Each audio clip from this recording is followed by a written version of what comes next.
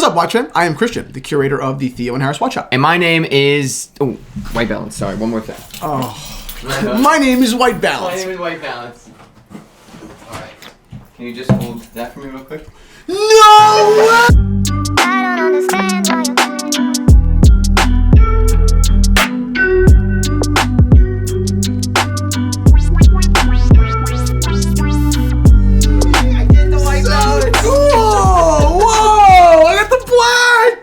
Wow, this is so cool. Oh, I did the White Balance. Thank God I didn't fire him for the White Balance. I was just about to. Did you expect it? Oh, no. This is great.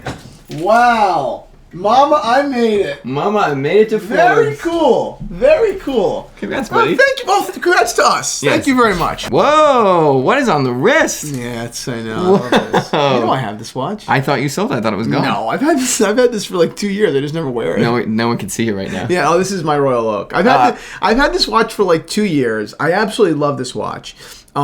It's, I bought it as an investment because at the time I was buying the watch, I didn't celebrate it. Yep. I didn't buy it like. Oh, by the way, today's episode is sponsored by Magic Spoon. We'll have to say that in the first minute. Please. I love Magic Spoon. So when I bought the watch, from my hand to yours, Magic Spoon from my hand to yours. We'll talk about the cereal later. When I bought this Royal Oak, I bought it as an investment. So when I bought it, I didn't celebrate. I wasn't happy. I just was like, okay, I got another watch. Same old depressed Christian. Exactly. Nothing goes right for me. Thank you. But I guess as time went on, I really love the watch, and I still don't consider it a part of my personal collection, although it's not for sale now or in the near future. Again, it wasn't even a plan. I really just thought that the watches were going to go up incrementally. Sure. But it ended up being the anniversary of the Royal Oak, so I forgot about that. So a lucky me. So I'll end up making a bunch of money on this watch. That's the truth. Yeah. It's just a funny reality. Long story short. Oh, but speaking about investments. Today's episode is about investments that I should have made and didn't. So it's actually apropos that I wore a watch that I did invest in and did well on. But today's whole episode is about investing in watches. Yeah. So and looking forward a little bit, but really more looking back and all the regrets we have. I wrote the live today, so it's going to be a fucking disaster. But we got a full 3,000 views. We basically break these lives into 3 sections now. One is just one watch that we're going to talk about. Today's watch is by Little Lange. The second subject is kind of more of a mini discussion. And then the third is our full thesis, our full conversation for the episode, which is about investing in watches. Yep. And the mini discussion is about sketches in watches and watch sketching. Very cool. Very cool. I saw someone. That's so cool. Yeah. We'll talk about that. Yes. So, okay. You're wearing your Reverso? Yes, sir. Wow. Love that watch. Under this extremely puffy Is that fleece. Woolrich? Yeah. Oh, yeah. Nice. Vintage Beautiful. Woolrich. I love it. It's so warm. Unless it's windy. How much did you pay for that? $40? Wow. eBay. What a score. Yep. What a score. I got into the LL Bean fleeces, which I like. I don't wear them super often, but I like them a lot. And like anything, when I get into it, I buy too many of them. Yeah. I have a collection of LL Bean fleeces of Never seen them. Prime collectors LL Bean fleeces. Anyway, well, that's funny. That is silly. Anyway, okay. So first subject. Yeah. First of all, do you know that there is a Little Lange one? I didn't until I saw that, and I saw it on the guy's wrist, and I was like, oh, I do like Lange. Yes. Because I've always pictured them too big. Well, and you know what's funny? Tell me how large you think a Lange one is. 42 millimeters. You know how large it is? No. 38 and a half. Wow. When I read that, and it's been 38 and a half since they introduced it back in 1994. Really? Yep. They wear a lot bigger than that, in my opinion. Well, I've never seen one. Yeah. So I look at it and I'm you've never worn a Lange one? No. Oh, yeah. You got to change that. Yeah. They're amazing watches. They won't make it to the list at the end of the day, the end of the subject. Last conversation, because they haven't gone up that much, but they have gotten much more expensive. So anyway, this is the Little Lange 1 Moon Phase with an aventurine dial, which is just unbelievable. What does aventurine mean? It's a stone. Oh, okay. Lange uses, it has a galaxy kind of look. It looks like a galaxy, And it has meanings, properties, and powers. Yeah, it has powers, yeah. So, you know who would buy an aventurine for the powers? Who? Sally. Christian's girlfriend. I could hear her explaining it too. Yes. Very fast talking, but serious. Yes, it's very serious. Okay, so anyway, this is a crazy watch. They use this aventurine dial not just in the Little Lange 1, but also in the Saxonia collection. We have now what is masculine, what is feminine is now a little more ambiguous, and that's a good way in many ways because I always believed that a man could wear any watch, and a woman. I don't think that's a particularly intelligent or progressive view. I just think that's not a hot take from you. That's just normal, But I do think that this is a bit on the feminine side, generally speaking. Because of the size? No, because of the dial just pattern. I think that is just a little bit more. It's just more sparkly, whereas like lapis generally has. I think it's just a little bit more harder. It's a harder look. Yeah, right. Right. That being said, I'd wear this watch in 2 seconds. I would buy this watch at that size. That is a one-piece collection. Yes, that is unbelievable. Even at 38, like I said, I thought it was 42. I always thought the Lange one was 40 or 41, whatever, but it's 38 and a half. Wow. This is only 1.5 millimeters smaller. So this is 30, I think it's 36 flat or something like that. 36.8. 36.8, and the other one is 38.5.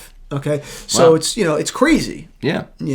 Wow. Anyway, look at that on the wrist. That's gorgeous. amazing on the wrist. Absolutely stunning watch. So that's the one I wanted to talk about today. It's $44,900, which is a whole lot of money.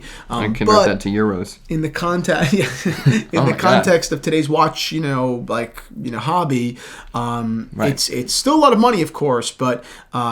It's a lot of watch, as it should be. Yeah. Whereas people are spending double or triple and quadruple that on watches that aren't so great or don't have so much objective prowess. So I think that's a hell of a watch. Same. I would agree. A Little Lange one. Little baby Lange. Yep. Anyway, next subject. Short. Yes. Sketches. First thing. Sketches came into the conversation in the last year with Sotheby's announced they're auctioning off Gerald. You okay? What's wrong with your eye? Oh, it's just itchy. Well, yesterday there was something in it at night, and I think this is the byproduct of it. You've got to stop. Life on camera, dude. Never ends.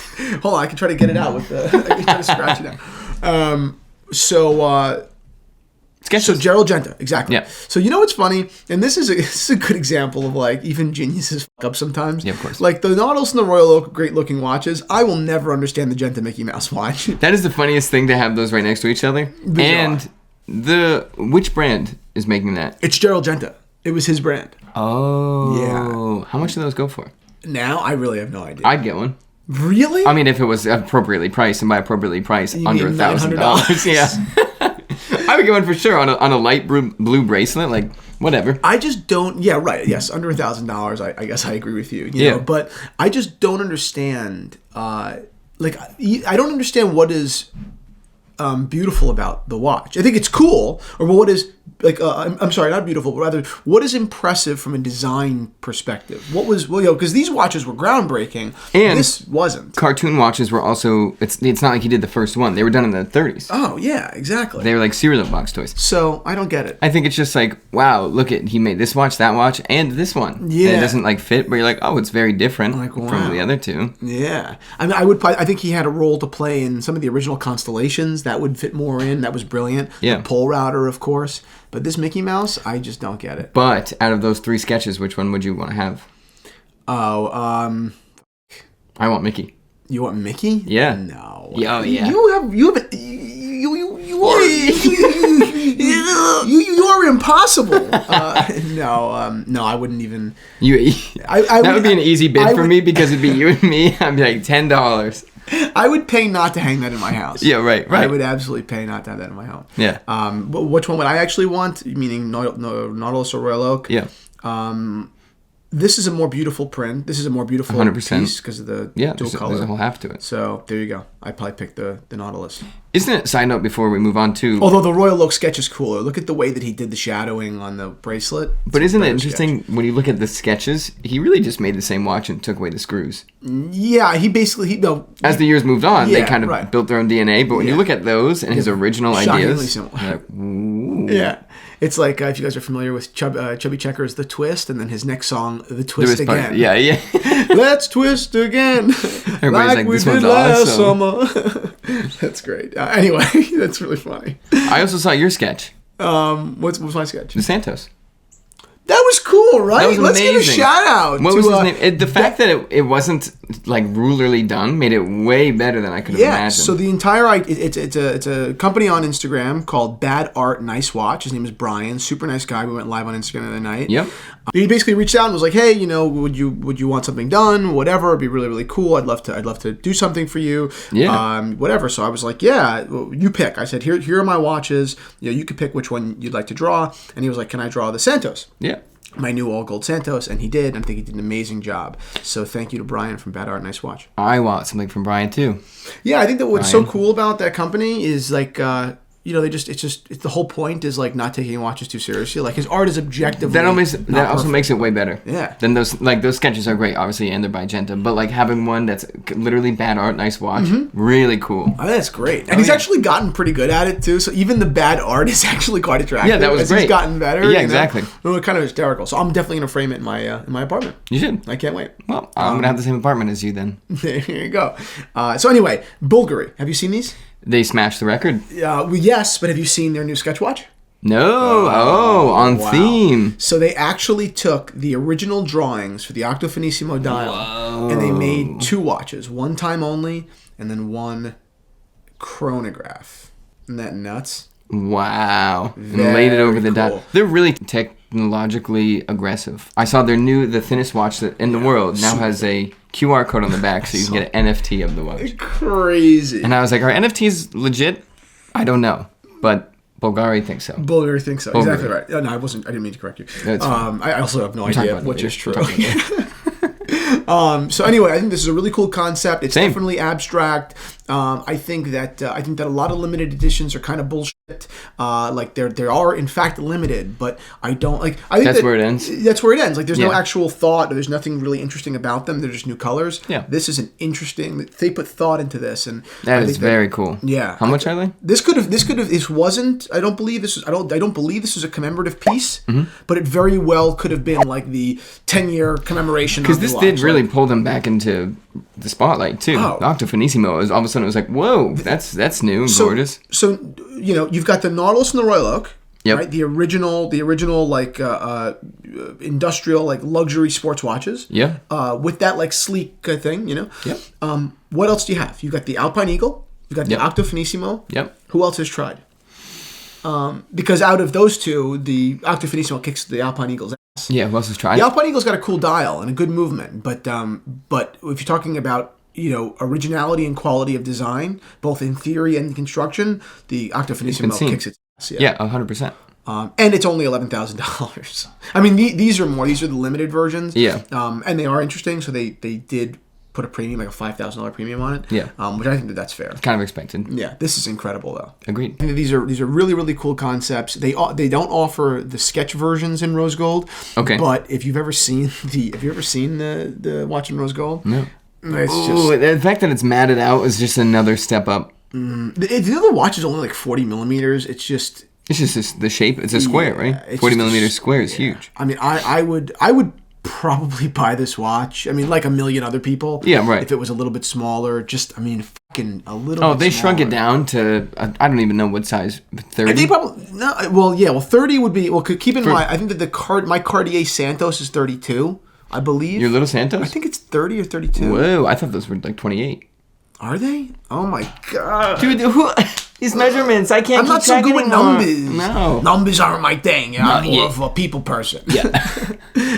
It's like, I make fun of Italian people more than anyone. If I'm prejudiced against anyone, it's my own people. Yeah, right. Anyway, that's the watch. I think it's very very cool, and I wish I had one, but they're just too big for my wrist. Yep. And I've heard. I mean, listen. Everyone knows they're a little bit big, Yeah. which makes them perfect for a whole lot of people. Yeah, big but people. like the other brands, like AP specifically. AP offers them that Royal Oak in several sizes for different people and personalities, and I think it's smart. I mean, I think it's smart. Of course, it's smart. Right. It's good business, but I don't think it jeopardizes your design language. I don't think it does. Because then it's fucked up, right? If you start jeopardizing the legitimacy of the design and the integrity of the design, then what's the point? And I find oftentimes it's harder to go too small than too big Totally. because everything looks a little bit nicer. Exactly. down. Exactly. Unless Anyway, those are the watches. So, a quick word from our friends over at At the Spoon. our favorite cereal company, Magic Spoon.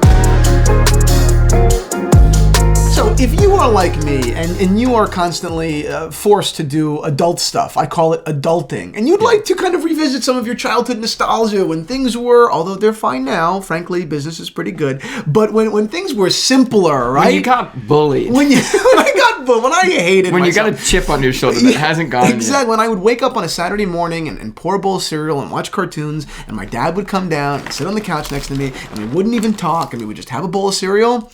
That is what Magic Spoon makes me feel like. And the reason I no longer eat cereal, really, during the day is because it is incredibly unhealthy, relatively speaking. It is completely empty calories, you know, and it makes me feel like shit. But Magic Spoon is gluten-free, it's high in protein, it's low in carbs, and it has 0 grams of sugar, right? Yeah. So this is actually, while you're getting all the benefits of like the delicious childhood nostalgia and the delicious, you know, cereal and that cold milk and all that stuff, I love that. You know, I get to skip over the downsides, you know? Yeah. I mean, you gave me a box and you gave me 3 boxes. Yes. I agree 100%. You have it I destroyed them. It was insane. But I'd wake up in the morning and be like, which I always talk to Taylor about, like a reason that makes you want to get up. Not like get up, you're so depressed you can't get out, but like the first thing you think of, you're like, ooh. And for me, I was like, this is an ad, obviously, but I was like, my Magic Spoon. Pour milk, call you. Yeah. Hey, buddy. Hey, what's going on, boss? I drink it, obviously. I eat it, obviously, with milk and cereal, whatever. But I also really just put it in a bowl sometimes and just kind of pick on it like I would like something else, like nuts or whatever. So I really, really love Magic Spoon. Thank you guys so much for sending this box, but it's not the only box I sent. There's a whole wide variety of flavors. So I suggest that you guys order the variety pack, and by telling them that we sent you, going to magicspoon.com/Theo and Harris, you get $5 off of that variety pack. Again, highly recommended. I love this company. I'm going to continue buying their cereal in perpetuity. So for a long, long time. Thank you to Magic Spoon. Thanks, Spoon.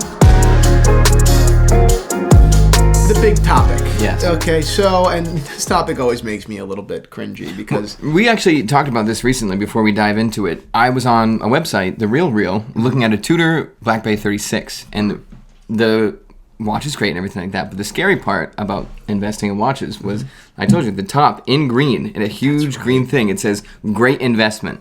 And I was like, bizarre. And you put it the best when you're like, wow, how the watch world has changed. Like, it normally is a nerd looking at the watch and being like, oh, I love that watch, it's a good price. And now it's anybody that sees that is like, oh, it's an asset. I'll buy it as an asset. It's a real investment. Yeah. And again, sometimes it actually, well, rather often it is true. But what a weird way to sell watches, especially from the yeah, exactly. You know, yeah. I mean, it go, you know, forever. I mean, since way before I was involved in watches, which has been like 8 years now or whatever. But even way before, decades earlier, you know, when you were buying a really expensive watch from a vintage dealer, particularly, to pretend as if long-term value wasn't a part of the conversation is silly. Right. Because it was. You're spending $100,000 on a watch. I mean, where do you think this is headed? Are people going to care about this? Where do you think the market's headed? If you're dropping that much money on anything, you're probably in the mindset or have always been investing. Yeah, you're thinking, okay, I don't need to make a ton, but what do you think? Yeah, you know? right. But now it's been just totally, it's everywhere. So it's a $2,500 watch. They're like, great investment, great long-term potential. It's like, Jesus, what? Christ. Yeah. So I just want to talk about a couple of the watches that I either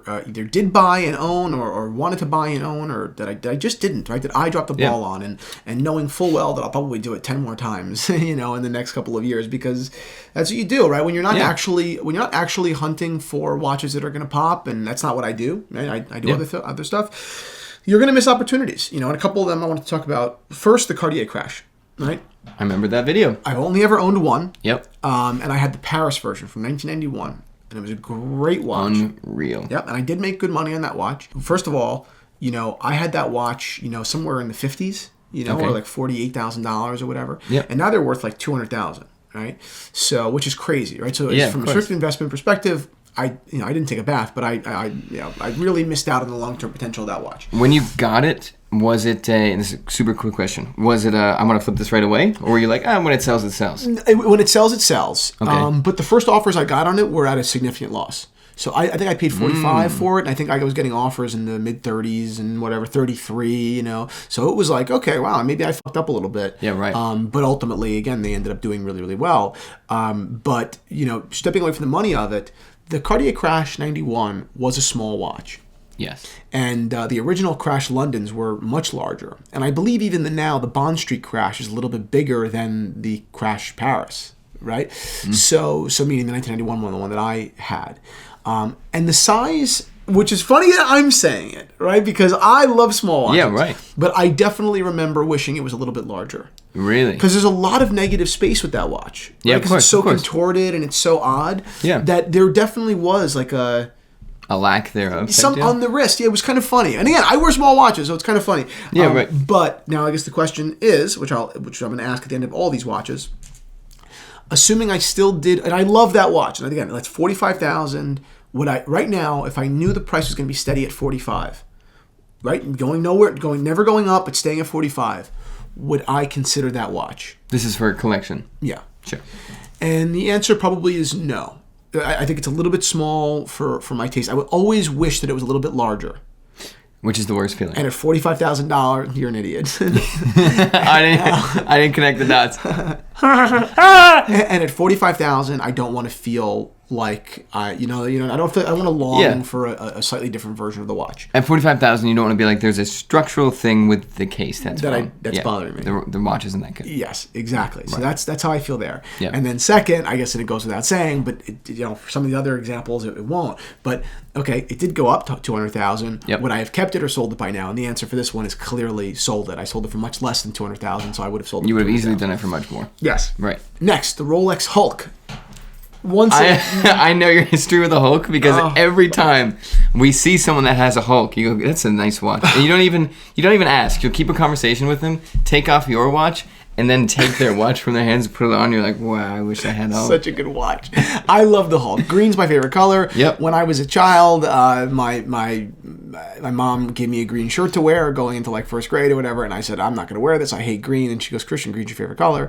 And I said, oh, of course, I forgot. And green has been my favorite color every day since. Yes. And it's a great color. I love green. Yeah. Very much. I did the same thing almost to a T with peas. Peas? Yeah. You My mom was peas? like, I was like, I hate peas. She was like, well, what's your favorite vegetable? And I was like, oh, wait a minute, it's peas. And now every time I go to Cape, peas for dinner.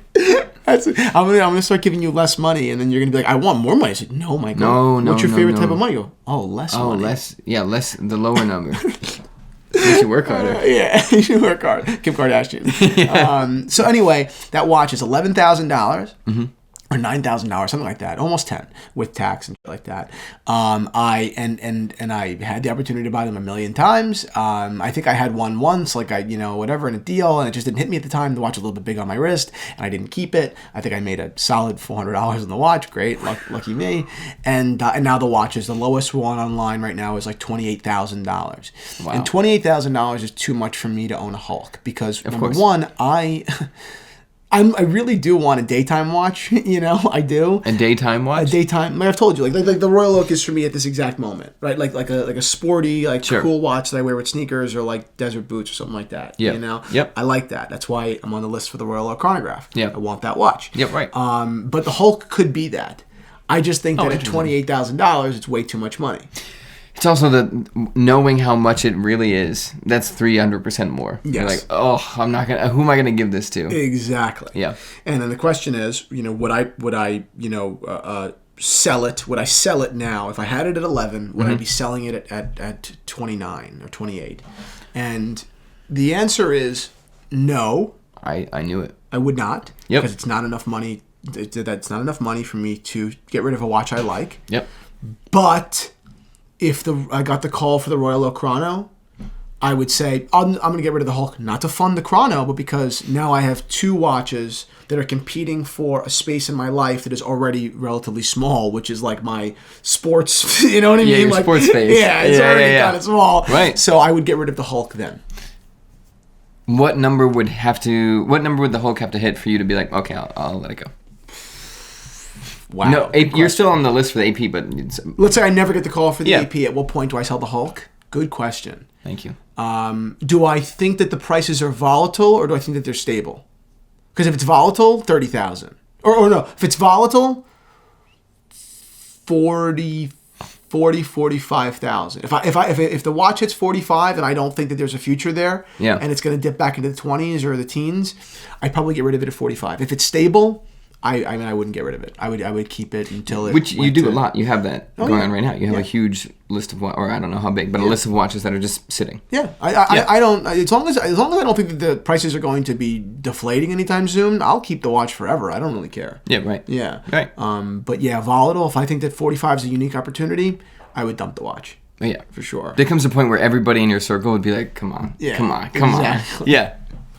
So yeah, that's the whole thing. Are there any modern Rolexes that you wish that you had that you can't get?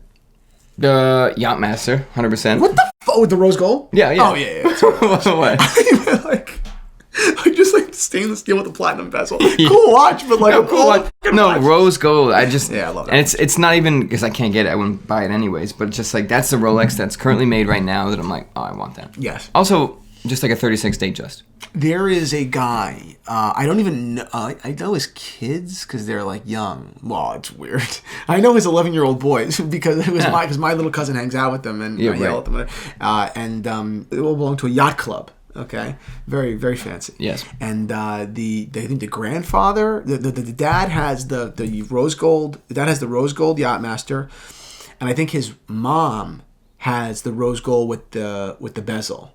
With the black bezel? With the gemstones. They call it the Yachtmaster Gummy, I think. What? Yeah. Oh my god. Yeah, it looks like a hell of a watch to wear on a yacht. Yeah, isn't that nuts? Wow. So she's got that watch, and her husband drives, I believe, a white Rolls-Royce Corniche, the vintage convertible. Have you seen those? No. Oh my god! What you You taste this, you classless swine. Wow. Yeah, that's cream. I think his is cream or white. Wow. Crazy, right? Yeah, Yeah. it's white.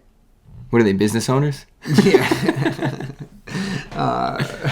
That's funny. Yeah, but yeah, crazy, right? Wow. Yeah, that's insane. Very cool taste. Very cool people. Wow. Anyway, that.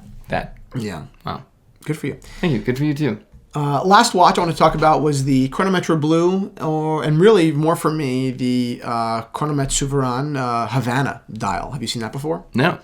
Yeah. What's wrong with it? I know. This was a special edition. I loved it when it came out. I wanted it then. Oh, yeah. And I didn't buy it. It was too much money. Oh, that's insane. They were like in the 40s for a long time, and I just thought the $40,000 was too much money for a watch. Yeah, of course. And it is too much money for a watch. Yeah. I mean, it goes without saying, but I know what you mean. In retrospect, I probably should have bought it. Even okay, so then go through it, right? So these watches, I think, were retailed in the 30s. Mm-hmm. They were in the 40s for a long time, like low 40s for a long time. Now these watches are $110,000. We were at a watch meet when the guy was saying he bought a bunch during the pandemic Yes. and they exploded. Yes. Wow, that looks nice. What size is that? Gorgeous. I think I don't know how big the Souverains are, but they wear really well because Yeah, of course. my friend has one in, I guess, platinum with a white dial. Wow. Yeah, let's see. Size. 40 millimeters. Yeah. Yeah. I love this watch. Oh, yeah, it's I gorgeous. wish I had this watch. Dude, Havana is way better than Blue, in my opinion. That's how I feel too. And the Chronometre Blue is a cool watch, but the Havana I think is far superior. Yeah. I mean, that reminds me of the Nomos... Which one were you trying to get? The special edition? Not the same watch, obviously, but the same, like, difference of color makes it that much better. I agree. So this is a beautiful watch. Again, at $45,000, assuming it was stable, assuming the watch was stable, Yeah. I wouldn't sell it until it was probably in the mid to high 100s. Yep. Maybe even over that. Maybe I would keep it into 200. I think with these watches and with the Hulk and stuff like that, like, obviously you make that decision, but you don't have to keep the decision as the world changes. So Right. I feel like as it steadily keeps going up, you'd be like, I'm in a rush. I'll Yeah. hold it because I don't think it would stop. Right. But then again, volatile. If I didn't think that, if I thought that it was possible that these Yeah. were going to fall, I would probably sell it. I probably would have sold it by now. I wouldn't have kept it to 110. Yeah, of course. I probably would have gotten rid of it in the 80s. Yeah. Yeah, Makes And I perfect would have- sense. I would have lost out on the $30,000 in value. I mean, it's That's also classic with investing, though. yeah, right. Yeah, You're exactly. just like, oh, got it, and then it fires out. You're like, nah. Yeah, it's again, the whole point of this conversation was just like it seems like dealers are a big part of the problem, meaning like they're the ones that are getting rich, and a lot of them are. It's just not me. So yeah, right. So they are still the problem. Yeah, I love these watches, and I, like you guys, can't get the watches that I want. There's plenty of stuff out there that we're interested in that we can't wait to get our hands on and to see. I mean, the Octo Phoenician was a great example of a watch that you can get around retail, even lower than retail in many cases. Yep. There are watches out there. You know, there are, and putting your name on lists is another way to get them. And again, I wanted to make the conversation a little bit more complex than just like, you know, you should have bought these watches. You would have made this amount of money because you didn't. You didn't make that money. And that's also the classic again trap with investing is all these investment gurus are like, if you invested in Tesla in 2008, thanks, Nick. Yeah, of course, that makes total sense. Yeah. So anyway, what are you gonna do? What are you gonna do? I'm trying to think of another example of a watch that I would really like. I think that we talked about it before, like even JLC, like getting into JLC. I think it's a good time. I don't necessarily know if the values are going to go up. It's not the point, but talk about buying a lot of watch for your money. It's definitely there. Yeah. That calendar watch, the Master Calendar, tremendous value. There's flags that go up where it doesn't make it 100%. That's going to go up in value, but you're like, oh, okay, that is checking a lot of boxes for price and low demand. Right now. The Zenith Defy in ceramic, tremendous value, around $7,000 or something. Tremendous value. Agreed. I mean there are plenty of things out there that are available and so worth your money. Of course, a ton of stuff from Omega. Grand Seiko, the Omawatari is still like my favorite. There are other amazing ones too, but Grand Seiko, almost anything in the collection is like, that's a lot of watch for your money and you can get it. So, and like we said, it's clear with Grand Seiko that they are definitely keeping prices low, so everybody like turns around and looks at them. For sure. Yeah, for sure. Anyway, that's today's conversation. I didn't make any of the money that I hoped I had made, and I probably would still have had these watches if, I probably still would have these watches. Yeah, right. I just love these watches so much, and I'd have a hard time emotionally selling them. Yeah. But anyway, that's where we are. That's where I am. All right. Thank you guys so much for watching. Thank you to Magic Spoon for the sponsorship. I'm going to go eat some more cereal.